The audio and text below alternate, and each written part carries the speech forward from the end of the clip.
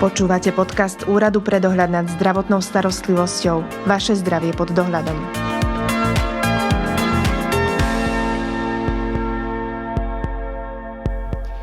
Vítajte, vážení poslucháči, pri počúvaní nášho ďalšieho podcastu. Aj dnes sa budeme venovať nespokojnosti s poskytnutím zdravotnej starostlivosti. Skúmanie, či sa ľudia sťažujú na zdravotníkov oprávnene alebo neoprávnene, je jedna z kľúčových úloh Úradu pre dohľad nad zdravotnou starostlivosťou. Dovolím si povedať, že sa ju naši odborníci a odborníčky snažia robiť poctivo, dôkladne, s úprimným záujmom zistiť objektívnu skutočnosť. V našom štúdiu vítam jednu z týchto odborníčok, pani doktorku Katarínu Chandogovú. Dobrý deň. Dobrý deň. Dnešná kazuistika, teda konkrétny prípad z praxe, o ktorom budeme hovoriť, poukazuje nielen na dôležitosť vyšetrenia pacienta zo strany lekára, ale aj na následné správne zdokumentovanie zisteného stavu. Poprosím vás už o detaily sťažnosti, pani doktorka. Podľa podávateľa podnetu, ktorým bol syn pacientky, bola samotná pacientka hospitalizovaná v zdravotníckom zariadení, a to teda konkrétne na paliatívnom oddelení. Podávateľ podnetu uviedol, že v rámci uvedenej hospitalizácie malo dôjsť k incidentu, a to k vážnemu úrazu pacientky, ktorá teda podľa jeho slov mohla byť teda následkom nesprávnej manipulácie pacientky zo strany zdravotníckeho personálu. Bola teda hospitalizovaná na paliatívnom oddelení. Môžete našim poslucháčom priblížiť, čo je jeho úlohou, akí pacienti sa tam dostávajú?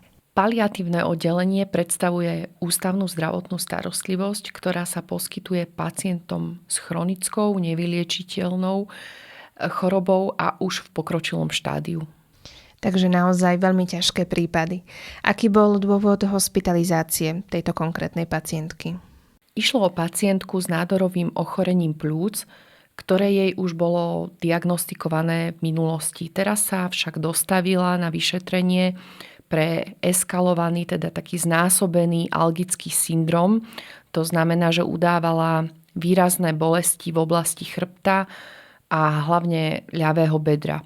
Z tohto dôvodu prišla do nemocnice v sprievode rodinného príbuzného, sediaca a na vozíku. Povedali ste, že pacientka podľa sťažností mala utrpieť počas hospitalizácie úraz. Aký konkrétne? Malo ísť o zlomeninu krčka femuru a podávateľ žiadal úrad o prešetrenie okolností vzniku tohoto úrazu. Približme toto, predpokladám, vážne poranenie našim poslucháčom. Aký malo dopad na jej už bez tak veľmi zlý zdravotný stav? Keďže išlo teda o zlomeninu stehennej kosti, pacientka pociťovala veľmi silné bolesti a ďalší z obmedzujúcich vplyvov bol ten, že nedokázala prejsť a príbuzný ju musel k lekárovi priniesť sediacu na vozíku.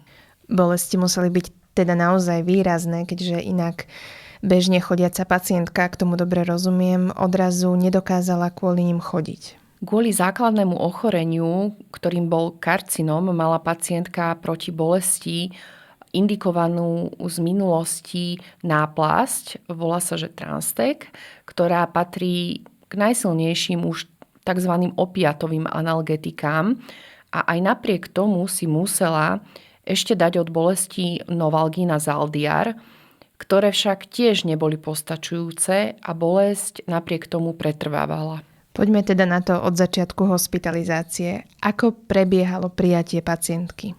Lekár pacientku pri vstupnom vyšetrení dôkladne vyšetril.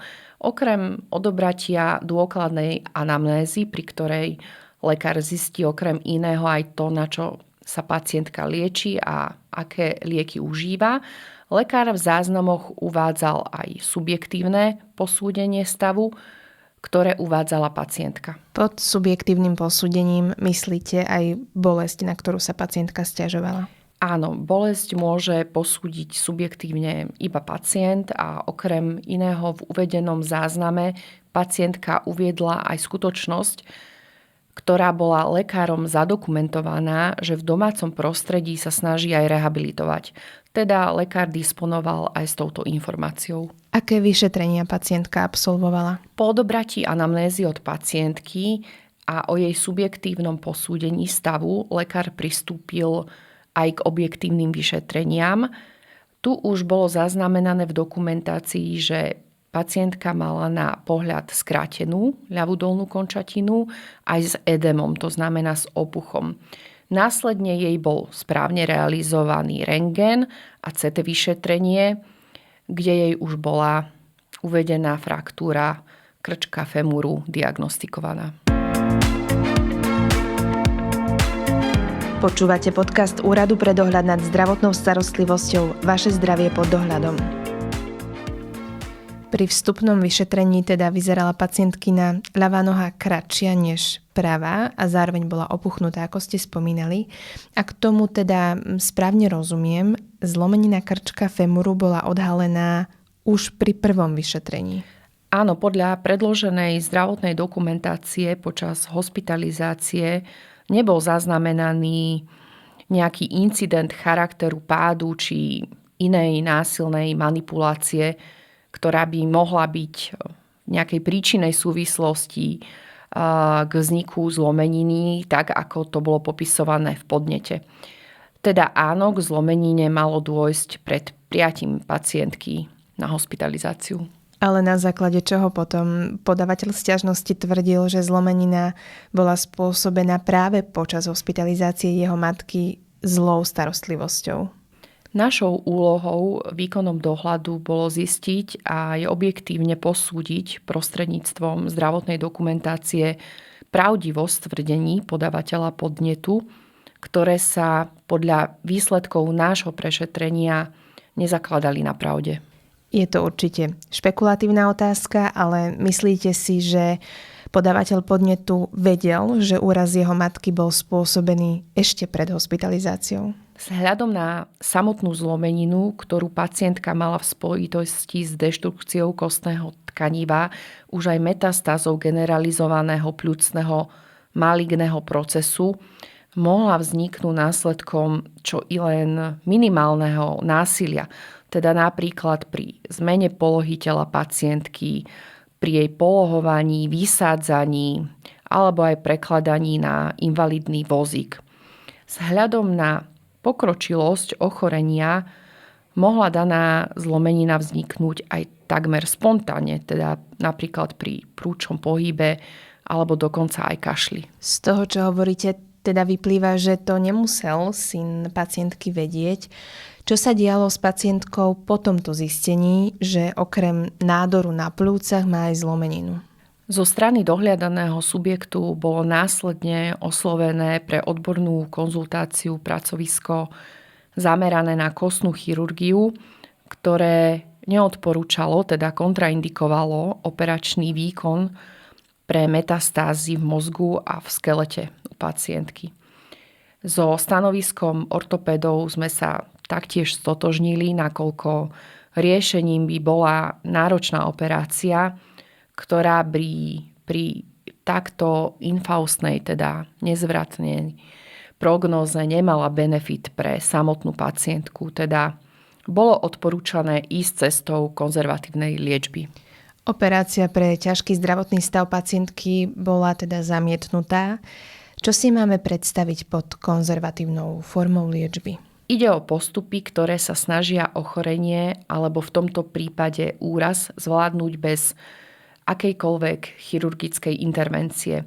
Môže zahŕňať napríklad vysadzanie pacientky, vertikalizáciu, teda postupne pacientku uviesť do vzpriamenej polohy, alebo aj nácvik chôdze v G-aparáte, to znamená v tzv. Chodítku. Taktiež bola pacientke odporúčaná po prepustení starostlivosť prostredníctvom mobilného hospicu. Ako ste teda tento podnet posúdili? Na základe záznamov v dostupnej zdravotnej dokumentácii sme konštatovali, že dohliadaným subjektom bola zdravotná starostlivosť poskytnutá v celom rozsahu správne a pri jej poskytovaní nedošlo k pochybeniu. V úvode nášho podcastu sme si povedali, že dôležité je nielen dôkladné vyšetrenie pacientov, ale aj správne zadokumentovanie ich zisteného stavu. Myslím, že dnešná kazuistika to jasne potvrdzuje.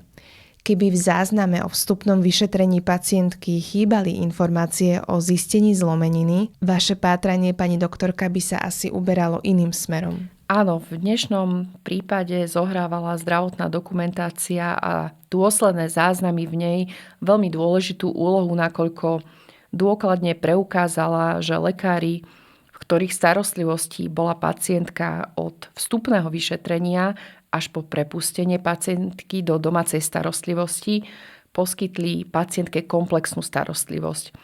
A zároveň sa celkom jednoznačne vyvrátilo podozrenie na pochybenie zdravotníckych pracovníkov. Tento veľmi smutný prípad nám zároveň pripomína, aké krehké je zdravie pri pokročilom onkologickom ochorení. Bolesť a ešte ďalšie komplikácie spôsobené zlomeninou predstavujú obrovskú záťaž nielen pre samotného pacienta, ale aj pre jeho blízkych. Je prirodzené, že rodina v takejto situácii hľadá odpovede a chce mať istotu, že ich blízkemu bola poskytnutá správna zdravotná starostlivosť. Za návštevu nášho štúdia a opäť zaujímavé slová ďakujem pani doktorke Kataríne Chandogovej. Moje meno je Monika Beďková, zostaňte s nami. Ďakujeme, pani doktorka. Ďakujem za pozvanie, dovidenia.